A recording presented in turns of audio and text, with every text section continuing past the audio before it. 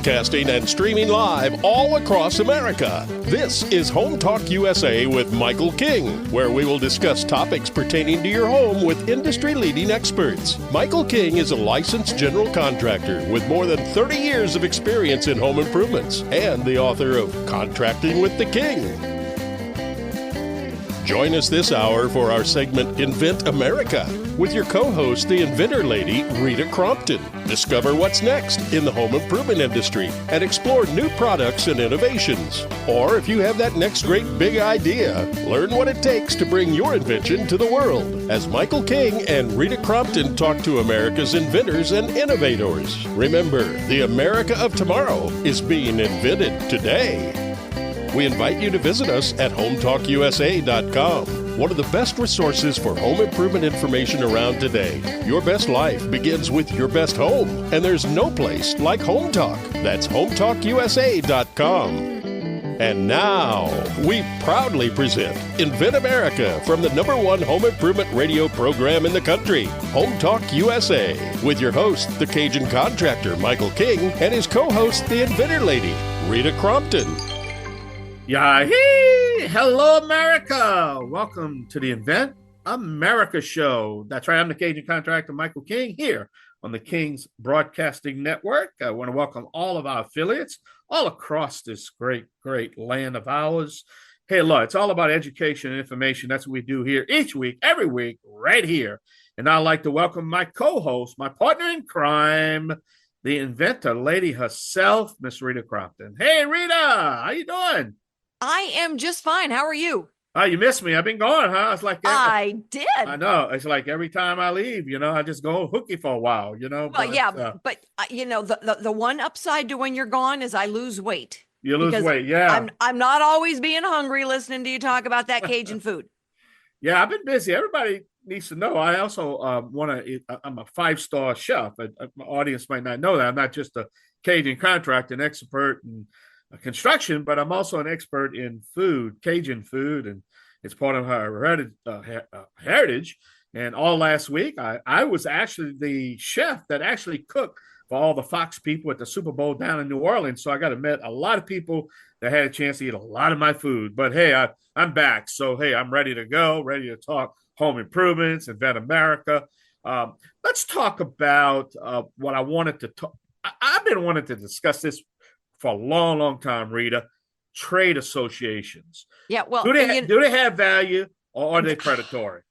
Yes, let's solve it right here. Yeah, I like that. Yes, and yeah, they have value and they're predatory. And it depends. It really depends. I mean, there's some that are an industry, and so you learn a lot, and they share with you things that are changing in, the requirements, area and everything. But some of them are just downright predatory. All they want to do is collect your dues. And it just makes me so angry. I get inventors that are getting teed up and wanting to go to ASD Market Week with us. And then I find out that they've been to some of these really ridiculous trade shows that have nothing to do with their industry. And so, there's these trade associations that put on shows. And they draw in their members. Their members are paying for this. And they're not getting anything out of it.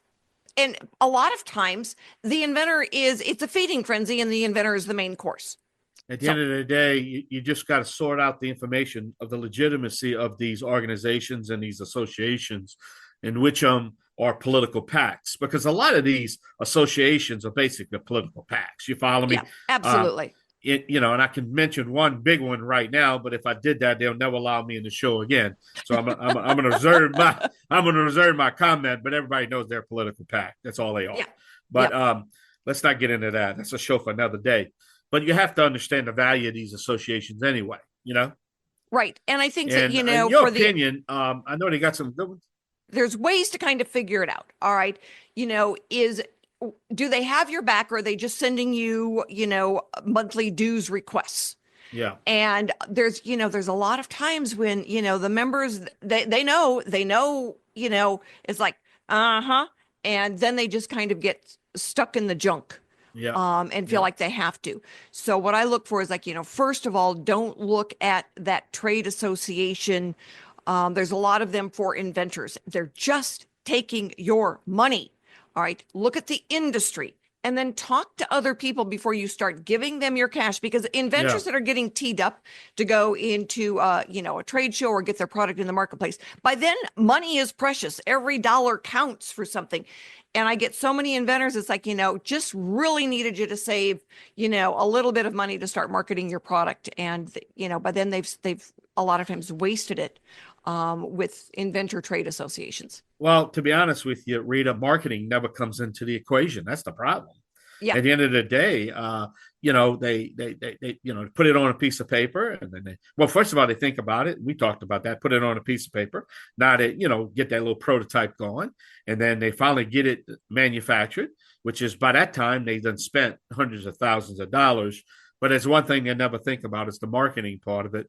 And like I take whatever you took you to bring in the market and time it by 3. Time it by 4. So if it takes you 100,000 to bring a product to the market, you're going to need 400,000 to market. But that never comes into the equation, and that's the biggest problem. Exactly. And I've told inventors multiple times, Apple paid a lot of money to teach you that an apple is something that you play with instead of something you eat.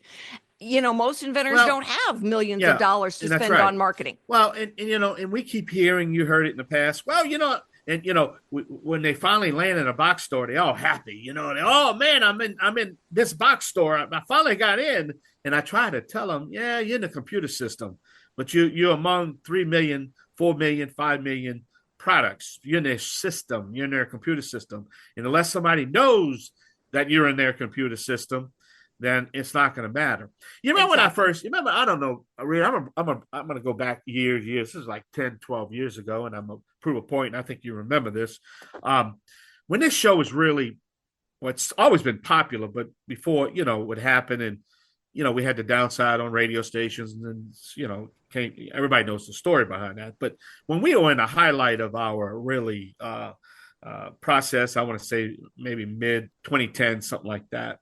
It was so funny because we would get, young inventors on, products on, and then we would, promote their, talk about their product. Then all of a sudden, the show went out, and, and then all of a sudden, these audience consumers were going into the box stores to try to buy these products, and they wasn't there. And then they would have to contact the box store themselves and find out about them.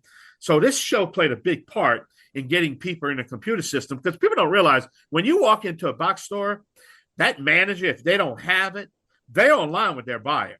They're trying to find out who's got it, where you. Yeah. And when they say, well, we heard it on Home Talk, the show in town, then what you think? They would call the box store, and the box store would call us. You remember, they would call us and say, man, I never heard about XYZ product. Well, yeah, okay, we're going to be promoting them, man. Well, let's put them let's promote them in the system. So it's just a. It is. And, that's one of the videos that I did this last week was like, this is not build it and they will come.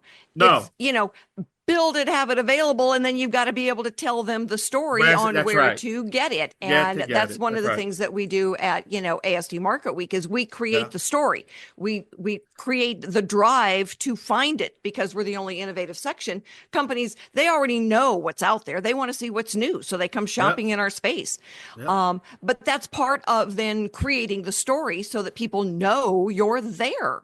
We've learned, it's like one of the other ones that we recently did was, even Ethan Hunt had a team when he would do the Mission Impossible stories. Yeah. You've still got to have a team to help you out. It's for a lot of inventors, doing it alone is just, it's tough. It's really, really tough. Yeah. And the money is so precious, and holy cow, you can spend multiple times over on, social media advertising, anything that, you get them on the radio, it's free. We take them out to ASD, they're paying a fraction of what they would pay to go along. But Rita, that blueprint that we provide is amazing. I mean, walking a potential company, inventor, anyway, how you want to call it, through that process and make it very easy for them. And what's amazing, we don't charge anything for the blueprint. It's free. Yep. I mean, I don't know what else is free, Rita. That's why we're broke. We don't have no money. we don't even know. We don't even know how we're going to stay on the air next week. We have that conversation every week. I know. How are we going to stay on the air next week? I know, but We know we're going to we eat do well that. if we go to your house. Well, that's another story for another day. I mean, but it's just so great. Well, Rita, you got a great show. What else? We got about a minute. Tell us about some of our guests. Well, we've got a new inventor, Jeff Kutas, who's going to be on with us. New is relative to new on our show. We have not had him on before. No. And he's got a product that is out there, a very cool product. And then we've got one of the Schuelke twins that is going to be on with us and talk about it. And then our industry expert, Michael Miller, tells us how to do it. We got to cut you I off. understand. You gave it 20 seconds. You saw it. All right, we can take a short break. We're going to come back right here to the Invent America show right here with the Invent America and the Cajun contractor, Rita Crompton, and myself, the Cajun contractor, Michael King. We'll be right back. Yay!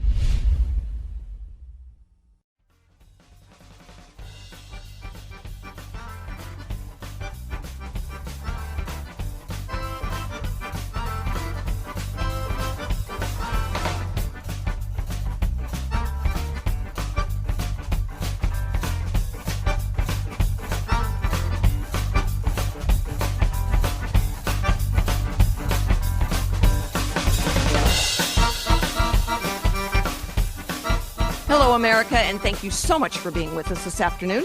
It is always nice to see you on the radio. So this segment of our show is brought to you by Trimislab. If you need to replace rotting or missing wood that's often found in driveways, sidewalks, decks, Trimislab, it installs incredibly fast, looks great, and can be removed if necessary. Trimislab.com. So we are talking to inventors, and I know everybody out there who is working today has to deal with trade associations. There are some good ones and there are some bad ones, as Michael and I had discussed. And especially in the inventing arena, you know, a lot of inventors, you don't know what you don't know. And so, you know, you're looking for information, which makes total sense. But there are some of those trade organizations out there. It's like you are better off staying away. But then how does that prep you for your industry? Well, there's some of those that are in the industry that are really valuable and help you understand regulations. So my first guest is Jeff Kutas. Jeff, I hope I pronounced that right. I always have a little bit of issues with some of those vowels. And you have got a very cool new type of mailbox receiver, MB Sentinel.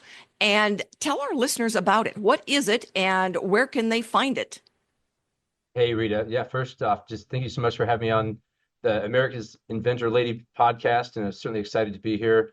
Back in 2016, I closed a brick and mortar retail business due to the consumer shift in online shopping, and I redeveloped the mailbox more or less. So I first set out to solve my problem, and since I've recognized that everybody has the same problem, but not everybody requires the same solution, and that's what we've done a great job of, is figuring out which solution's right for everyone that meets those specific requirements. But package delivery safes, combination mailbox safes, we're all about it, and that's what we do. All right. So a little more detail on the security part of that. I mean, you know, around here, we just go down and we open up an old-fashioned mailbox and, you know, the mailman slides our mail in there. Yours are, one, they are very elegant looking. They're beautiful. I've been to the website and looked at them. But there's a lot more to it. Sure. So when we started this company, it was out of, I just didn't want to work for someone else. I was closing up shop for almost 20 years in natural health products retail, realized where my customer went. I thought, well, I'm going to see if I can go back and get a piece of that once I recognized the need that was uncovered at my home after seeing the postal carrier come to my house several times in a week. And I told my wife, you really need to get in tune with this just-in-time inventory thing you've got rocking because you're killing our postal carrier. And anyway, so I thought, my heart went out to them, and I thought, well, we need to solve our problem. It started with a combination curbside mailbox and package delivery safe.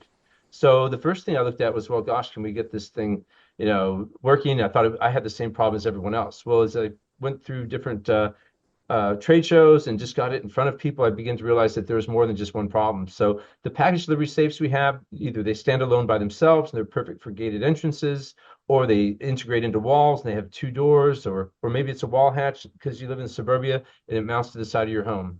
You know, it's all of what's really most that I'd love to share is it's all considered universal equipment, which means it's very adaptive. And if you look at the number of people that are considering aging in place, you know, there's an old saying, what is it? Slips and falls are common with age, but that doesn't have to be that the front porch is the stage, if you have a box gobbler. So we have fun, unique names for all our products. If you can remember the name box gobbler, look it up, and that's our answer for Suburbia's problem. All right. Give our listeners your website. Sure, it's MB like mailbox, and then Sentinel like the guard. And if you could remember that, or just search box gobbler, and you'll be sure to find us. All right. Are you being sold in any retail stores yet? We've got our first retail pilot, Rita, that actually started within the last 2 weeks. We Good for you. initially built the business, like I said, in luxury, mostly direct with landscape design folks, and you couldn't work at a higher altitude than we are right now with that. We're so thrilled that we've developed market fit with those clients, and I tell you, not everybody needs an $8,000 mailbox, right? So this is when you look at our products, it's like, wow, that would never scale. Well, honestly, my goal was if we can go out there and develop a nice foundation for our business, which we did, went through many iterations and understanding for what people had in their needs. And now we've taken the same quality and same components, and we've actually modified them to where they work well for a package delivery solution for Suburbia. And that's called the Box Gobbler. So this is, it's a wall hatch that is secured, and it allows your shipping of your garage to be its own receiving center. So, and it mitigates, slips and falls on the front porch. Excellent. All right. So with your background, you've obviously, run into trade associations. Now, a trade association is very different than a trade show. We're going to a professional trade show, ASD Market Week, and we're taking a lot of inventors and their products to the show. But, inventors get caught up a lot of times in the trade associations, and with your business and in the industry, a lot of times the trade association is critical as far as, keeping you on track and understanding the different rules. But some of them are just nasty. Right. Honestly, I think anytime that we find ourselves in a position to support a trade association, especially if, our products identify with those, well, we've got to get in there and get to know those folks, right? But it takes time, and when you're working hard to develop market fit for products like we are, I didn't even know it at the time, but we've developed a whole new category. I've had landscape designers say, Jeff, there's no one that's done anything for our industry since the outdoor kitchen, and your product's gonna be like the backyard barbecue of the curb. So we're having an exciting time with that, and I'm told we're becoming standard equipment in Atherton, California. Well, not everybody lives in Atherton, California, right? So as far as the trade associations go, so how do you, for example, we are active with National Association of Home Builders, but we're not that active. Last year we didn't go to and this year even, we didn't go to the International Builder Show. You have to wonder, well, why didn't we go? Well, we haven't gone the last 2 years because we're working hard to develop market fit for our products and visibility. Builders do not need our products until they understand that consumers want them. So you really have to understand the timing of everything and get to know, what is it that you're working to accomplish and why are you going? The first thing you can do if you have an early idea is, besides make contact with yourself, but to find any local show that you can go to that has people there to just understand what their feedback is. Yeah, that's exactly right. It's, when you're going and getting the feedback so that whether or not you should take the risk of that next step. So Right. What's your goal? Where do you want to get to? My goal? Yeah. Gosh, well, for starters, I just take it each day like, it's going to be a championship, play day, and we just crush it. I've got National Co-Venture sponsorship starting next month with St. Jude Children's Research Hospital. It's taken us, since 21 to develop that relationship. So what is my goal is to develop an ESOP, a company that's owned by its employees that want to make a great product continuously. So, well, thank you so much for being on with us today. We are going to be right back with another inventor. And if you are out there listening to this and you want to get a very secure mailbox, go to Jeff's website. We will make sure that gets posted. So stick with us, everybody. We will be right back.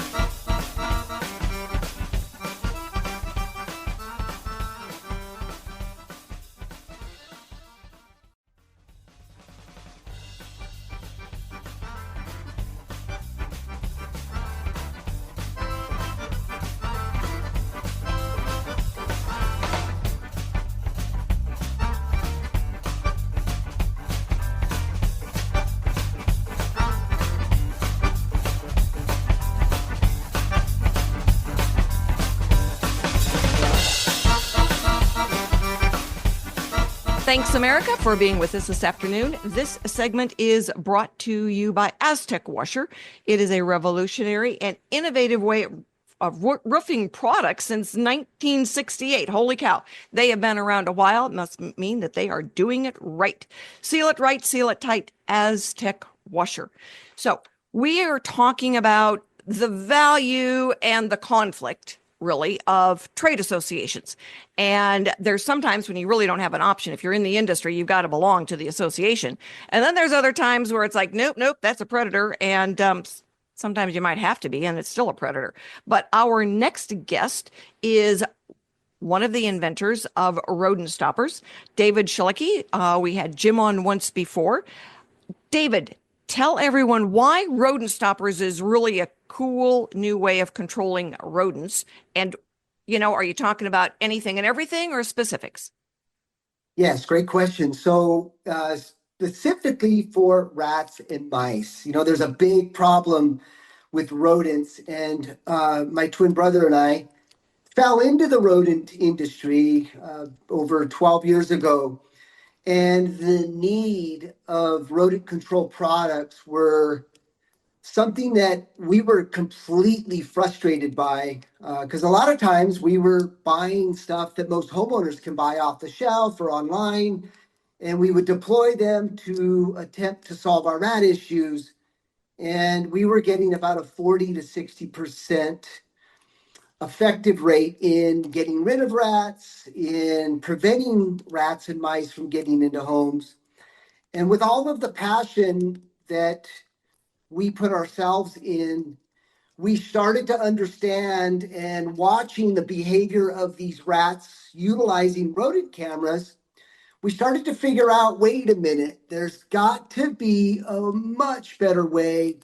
We started doing our homework and really finding out, Rita, that the pest control industry is 10 to 15 years behind. And I'm specifically talking about rodent control. So speaking on the trades and really trying to figure out what's out there to help us out, there was really nothing that gave us any sort of motivation to join, because there was nothing out there that really was relative to what we already figured out what we needed to do to change the industry. So we started to develop our own rat traps, and then that led into more automated rat traps, and then preventative and really cool products that have truly, truly changed the game. And we're just super excited with our growth. A lot of this time that we're spending right now is continuing to be more innovative. And Rodent Stoppers is really the only online store that is the most exclusive rodent control products that you're just not going to get anywhere else. Well, that leads into one of my questions for you is that, we talk a lot about do it yourself. America's kind of gone to that point of, me do my own self, like my grandson would say. And so your products now, do you have them set so that, somebody out here in Tennessee can go ahead and order them online and be able to use them successfully? Or is it something that they've got to be, where you are and you come and install them? Yeah, no, that's a great question. I would say 95% of our products is all DIY. So a homeowner, Mrs. Jones, can order all of our products and be able to deploy them or utilize them. There are a few products that I would recommend that a professional install them. One of them is called our rat blocker. It's actually a device that drops down your main sewer pipe of your clean out front, if you have one at your home. You drop it down and it prevents the city sewer rats from getting into the four walls of your plumbing system. It's a one-way flap. Those can be a little tricky, does require a little bit of plumbing, does require some intricate measuring, but all the other products, totally DIY type of products. Very cool. So tell us a little bit about your experience with, those trade associations. Like I said, there's good, there's bad, there's ugly. And so some you don't have a choice on, others are just predators. Yeah. It goes back to my point though, Rita, that there's really nothing like what we're doing. I mean, Jeff, I think talked a little bit about it as well. It's like our products are so unique that the rodent control industry doesn't have an association that is specifically up in the times of really solving stuff.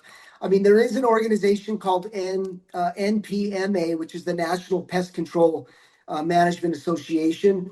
And it's great for like businesses if you want to scale your pest control industry. But again, it's not something that I would join specific to our niche and what we're doing. But yeah, you're right. You've got to be very, very careful because a lot of these organizations or associations just don't have all of the nuts and bolts to really help you scale in any way. And I think it just lacks a lot of knowledge. You're exactly right. I think there's so many associations out there that are in name only to collect dues. Yep. We certainly see that in the inventor realm. Oh my goodness, there's a ton of them out there. And all they want to do is say, you pay this amount, pay this amount, pay this amount. And the value that the inventor really gets out of them is zero. And one of the things then we started looking at is, the trade association industry, whether it's in pest control or in, baby products. A lot of them are just there to take money. Yep. No, and as I'm sitting here watching the show, I had a smile on my face because I could see the passion and the gratitude that you guys share this whole inventors industry. And it's been a blessing for us to be able to lean on people that actually do care, and it's not all about the money. So I wanted to offer that compliment to you, Rita. Well, thank you. We appreciate that. And, one of the things that we want to be able to do is give the inventor the information, the how-tos, the bullet points on, the next steps, what to be careful of, different types of service providers they need, some they don't need, so that they're not wasting their dollars. Because when they get to your point of being able to do the marketing, holy cow, marketing is really expensive. And if they've wasted all their money up front on the not necessary things, and they don't know to say, wait a minute, I shouldn't be spending my money here unless we're telling them, don't spend your money here. Save it for going to a trade show as opposed to, just throwing it, a check in the mail to a trade association. Right. Good stuff. We are excited to have you with us at ASD Market Week. We're looking forward to seeing your team there to go out and talk to different buyers in our booth and in other, the other space. And it was so funny because we were going back through some of the pictures that we had taken from last year. And holy cow, there were a ton of exhibitors out there that could be resellers of your product. Love it. You have no idea how excited we are to attend it. This is our first trade show for our product. So this is awesome. Wonderful. And I know that Stephanie is out there getting your information out early, and we are really excited to have you guys along. And so anyway, go ahead and we're going to get, we've got you on the dashboard. I know that we've got you linked already, so people can go to Invent America Radio. They can go ahead and click on ASD Market Week, and it will take you to the Rodent Stopper website, and you can get on there and start ordering your products this afternoon because it's already up there and there's inventory already ready. So we are going to be back in about a minute or so with our industry expert. Michael Miller has been doing this with Inventors and part of the plumbing industry. So he has been very active for the last couple of decades out there and has a lot of good wisdom for everyone related to these different types of trade associations. And if you are out there, an inventor that is getting teed up, might be selling inventory, and it is time for them to show off and they haven't really been getting good success with their current marketing dollars, have them get in touch because we are still filling the spots for ASD Market Week. Stick with us. We will be right back with our hero of the day.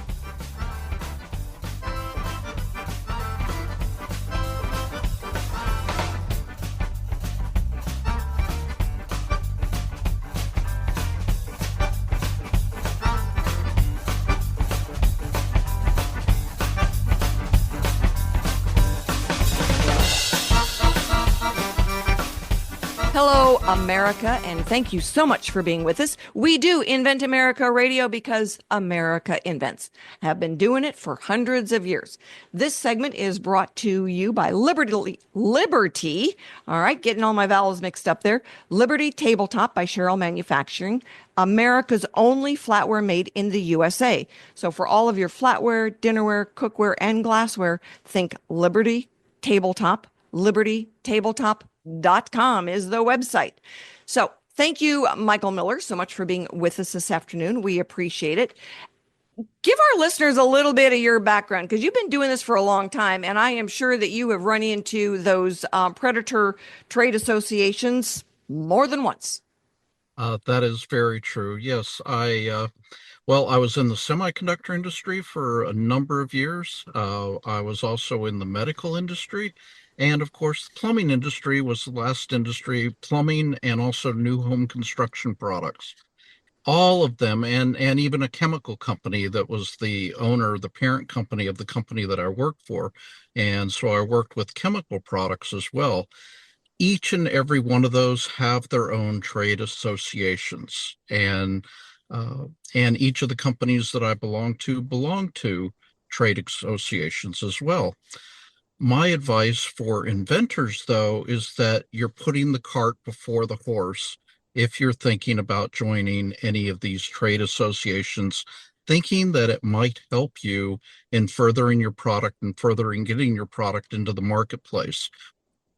Actually, for most trade associations, they're specifically not allowed to talk about their products at the trade show meetings and the business meetings that you have within these trade organizations. And that's because you can't talk from company to company. It's actually not allowed by law. So it's really not going to help you to get your product out there. And if you think that you're going to go to a trade association meeting and be able to meet with all these different companies and talk about your product, I can tell you right now, you will be denied being able to do that.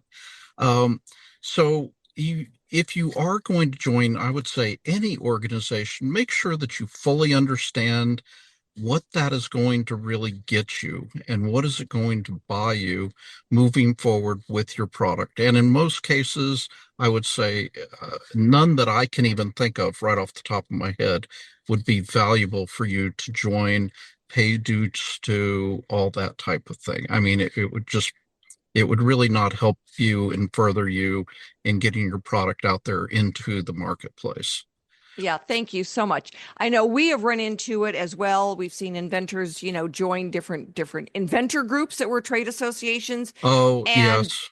Oh, just get tagged with all kinds of stuff. So, don't do that if you're out there. Give us a call. We've got a lot of different resources and industry experts like Michael who can, talk to you and say, oh, this is your next step. This is where you go. It's not a trade association. Yeah, I mean, really, and like you have, Rita, you have a great blueprint for inventors that you have out there. And it really is. I mean, there are very logical steps to follow that will save you money, that are logical to help you get your product out there in the marketplace, and it's very repeatable. And honestly, if you follow those types of steps, then the product will do what the product would do, right? If it's a great product, it can be great. If it wasn't so great a product, then it will fail. But at least you're doing it with a reasonable amount of spend as you go through the process. And there's a lot of paths that you can take to kind of jump off the train. What you don't want to do is be locked into paying fees and paying other people for things that they are just not going to help you with. Exactly. And that, we've run into, some of those trade associations for inventors that will then have a trade show for inventors. And they cost a lot of money. You could go to the trade show for your industry, all right, like ASD Market Week, which is a consumer, trade show for all consumer products, and you'd be able to go and actually talk to the people who would be buying your product or wholesaling your product for you or licensing the product, as opposed to going to one of these association trade shows for inventors where, again, it is a feeding frenzy and the inventor is the main course because there's people there trying to sell services as opposed to the buyers for the shows.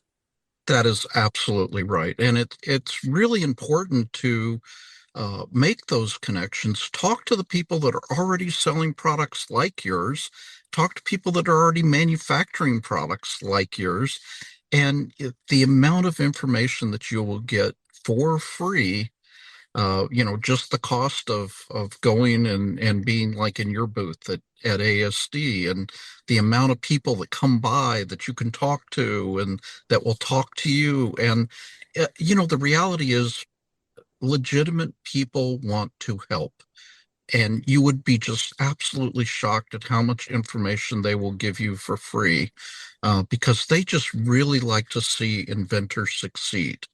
And I think that's really, really the key for being able to move forward for the least amount of spend.